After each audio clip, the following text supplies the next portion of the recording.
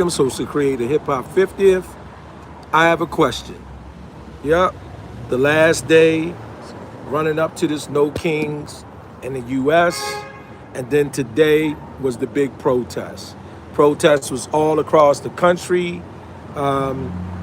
Definitely in Chicago. I'm on the south side of Chicago.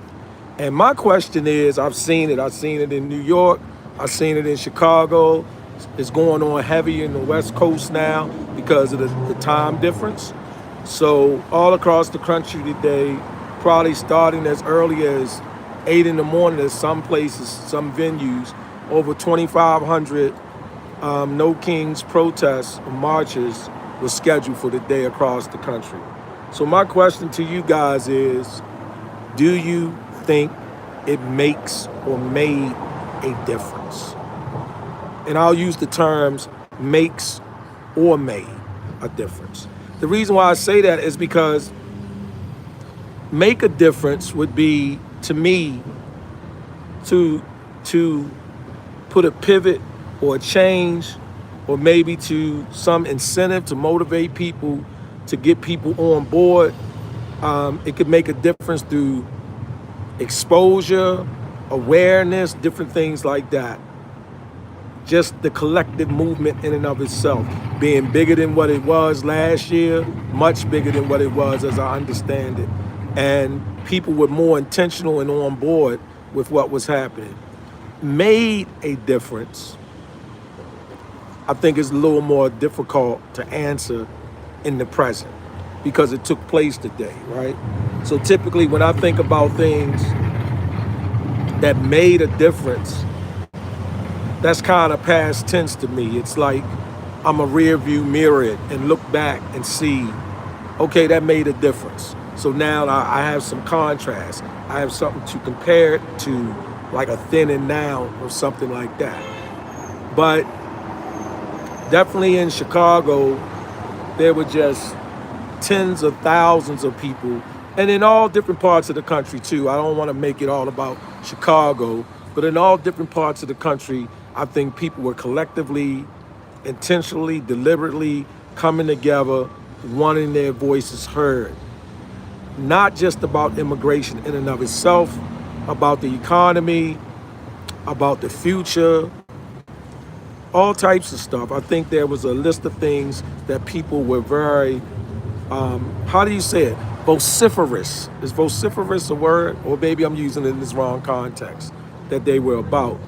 And I just think that that was a great thing. Now, did it make a difference? Does it make a difference?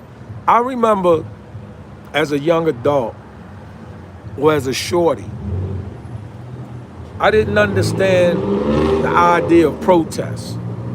In fact, for a minute, and when I say for a minute, probably for some years, I bought into the ideology, or I was of the school of thought that protest in and of itself, it doesn't do anything. It's a waste of time.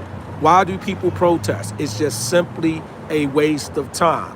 But that was in my younger years. That was before, my hair got gray. The top of my head is before I got bald.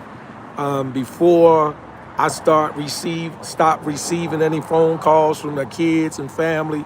You just go through aging, right? But when I was younger, I used to say, why would I go out there and protest? And for what? They're not going to change the law. For what?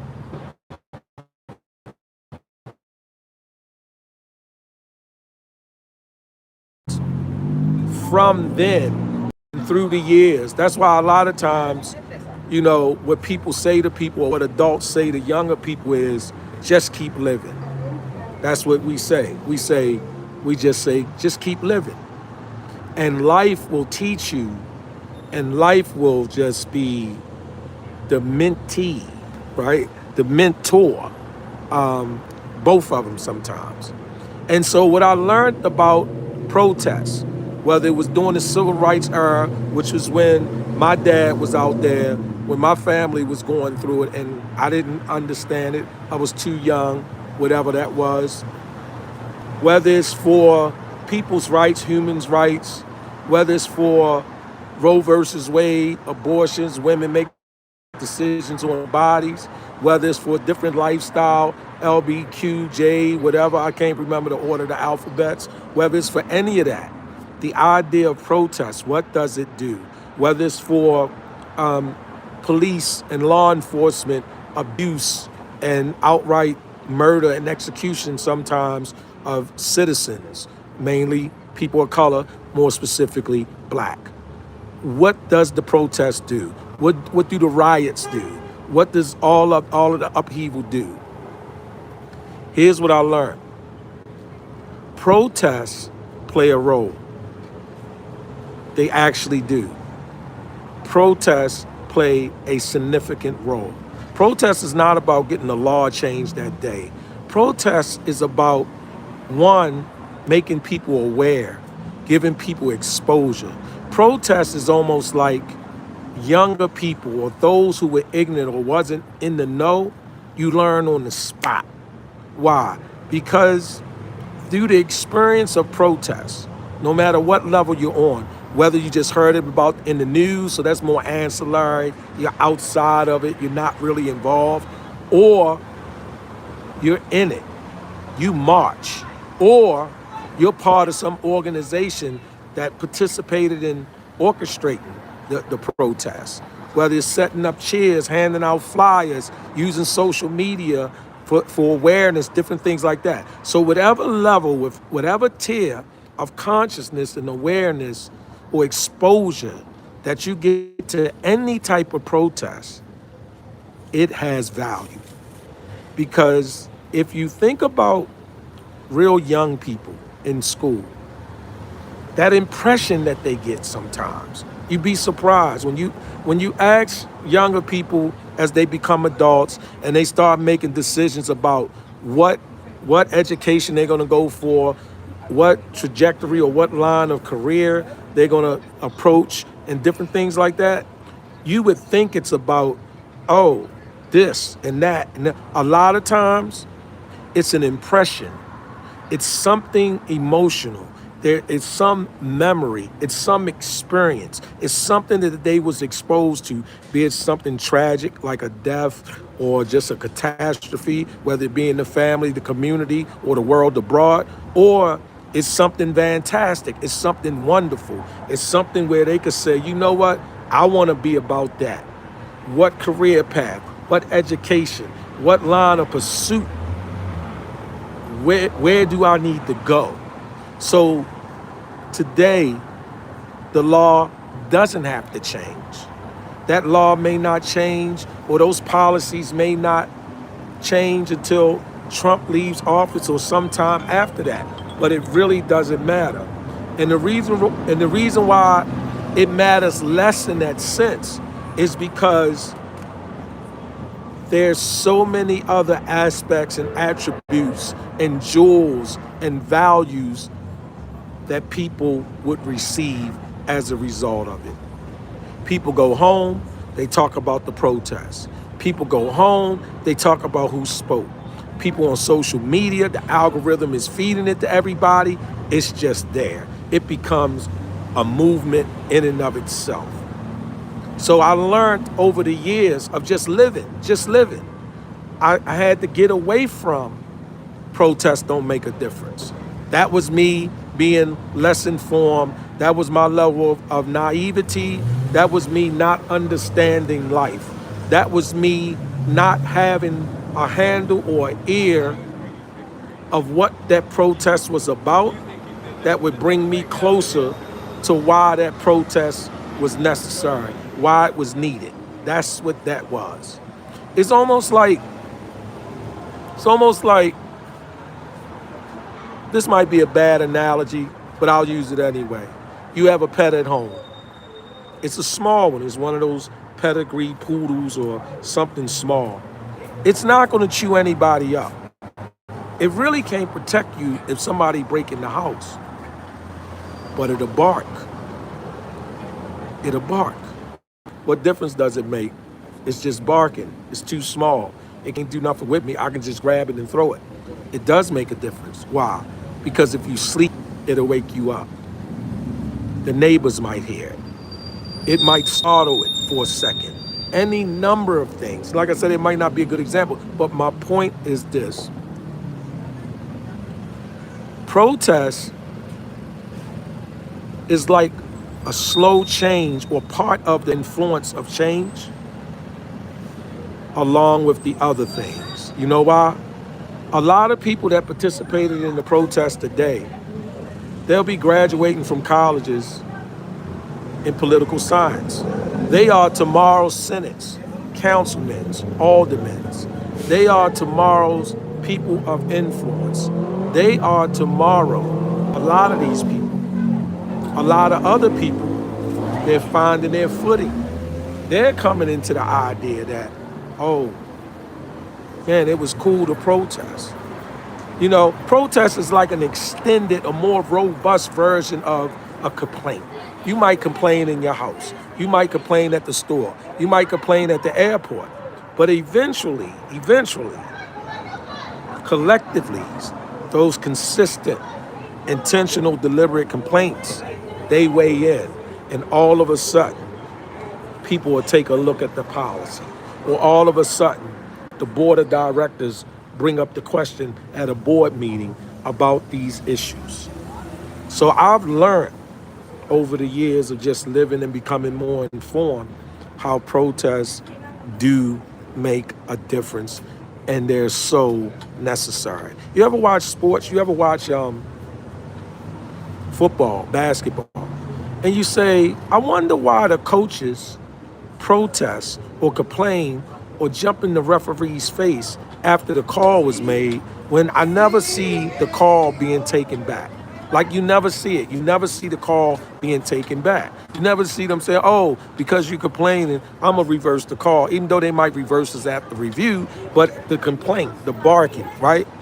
Here's why. Human nature is like this. You wear on a person. That's what happens. When you bark and bitch and you take a stand and you make your point known consistently, you will wear on that individual as an individual. That's what happens. And so they start leaning back and they don't make the call as quick. That's what happens systematically. So you multiply that one person by 100,000, you multiply that one person by 200,000, you multiply those people by millions across the country, and it starts making a difference. That's why, to me, protest definitely makes a difference.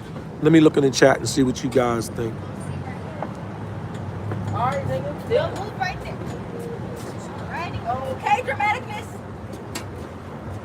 Yeah, you do. Definitely. Come back.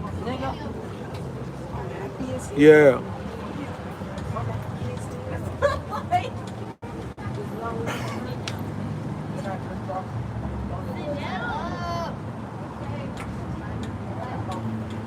So, absolutely, absolutely. That's what makes a lot of places different, right? A lot of places you don't have the right to protest.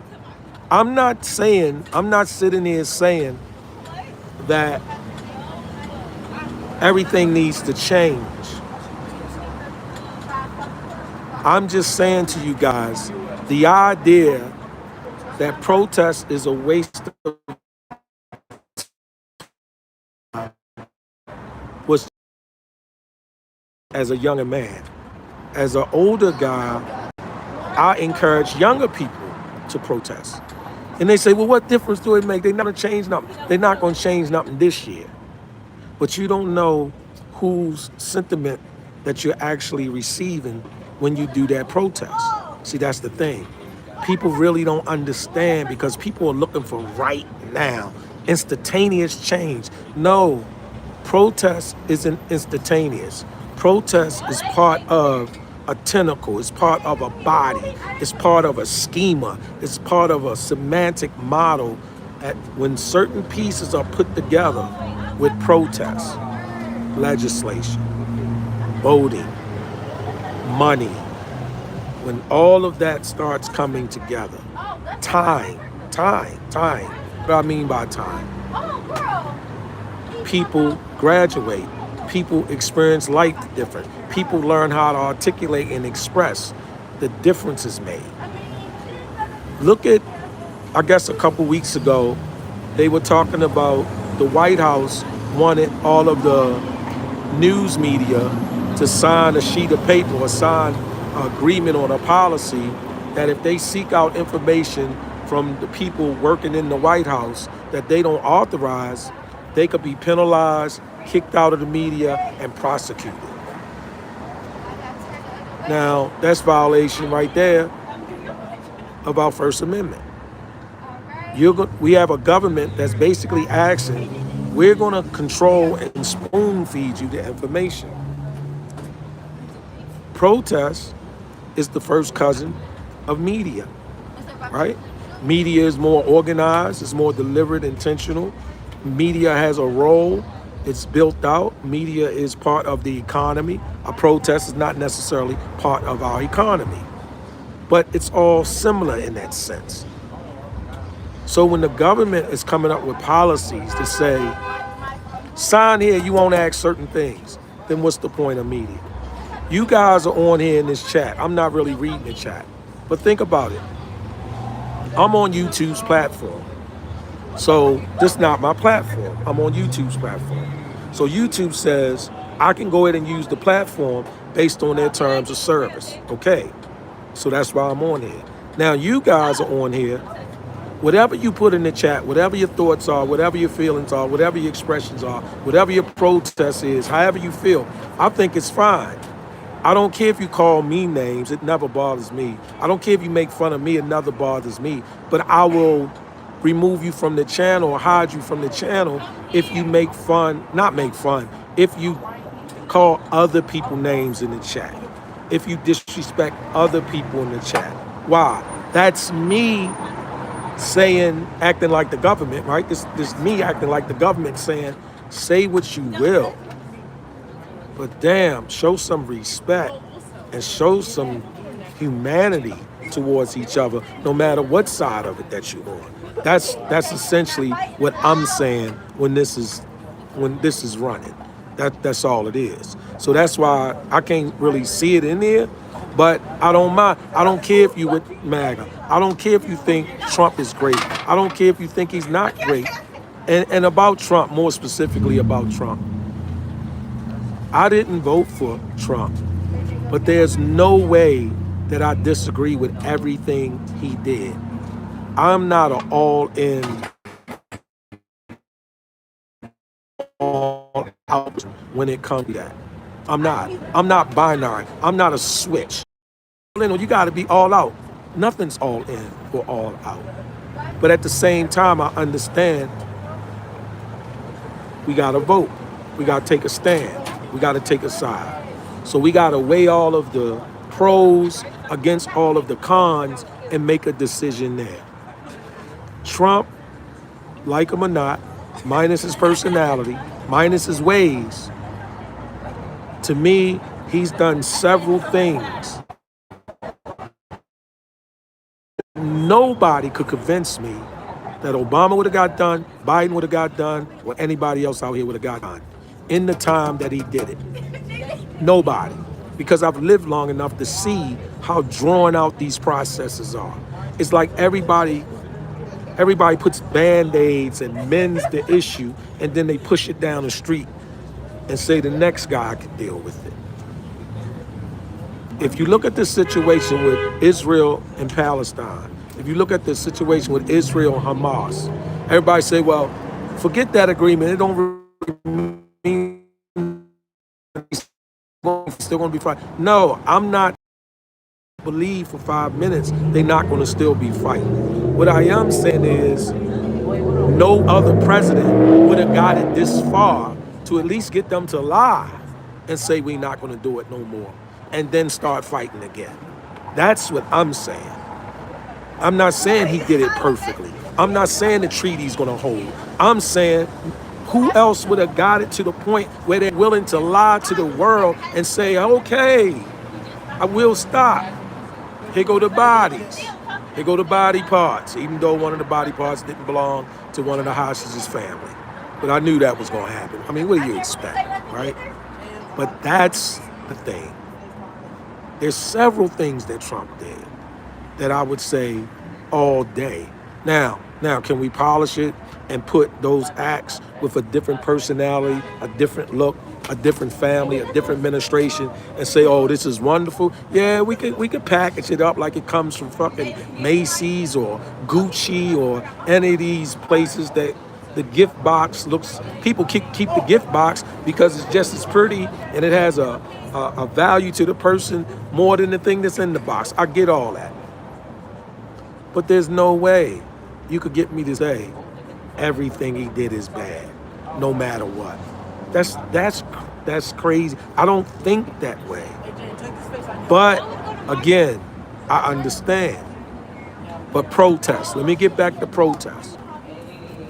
My message to people who think protesting doesn't have a value, all you have to do is look back to major changes. Look back to major policy changes. Look back at social changes. Protests always played a significant role. If somebody don't bark and that many times bite and at other times release a rabid infection into what they're protesting against, nothing gets done. Because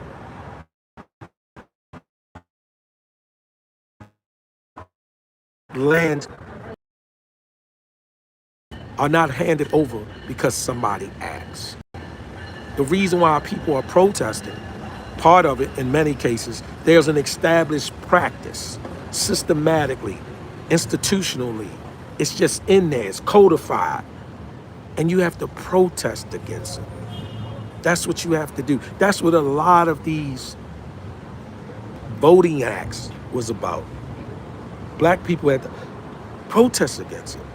That's what a lot of the marching and getting busted in the head and dragged and animals sicked on you and taken to the hospital and get fired from your job. That's what that was about. Protesting. It's about that. And they all have that wave. They all have their time and their wave. So when you stand up against something, whether it's bigotry, racism, whether you stand, it doesn't matter. When you stand up against something, you may think it doesn't make a difference. That there's no difference there. Trust me. We're like bricks. Sometimes even gravel if we're not seeing it all. And the truck comes and scoops it together and concrete slabs and bridges. It creates telephones and wiring and communication systems. And all of a sudden, that protest becomes part of a larger movement or a system of legislation and change and different things like that. And then it's all Gucci. Yeah. And like I said,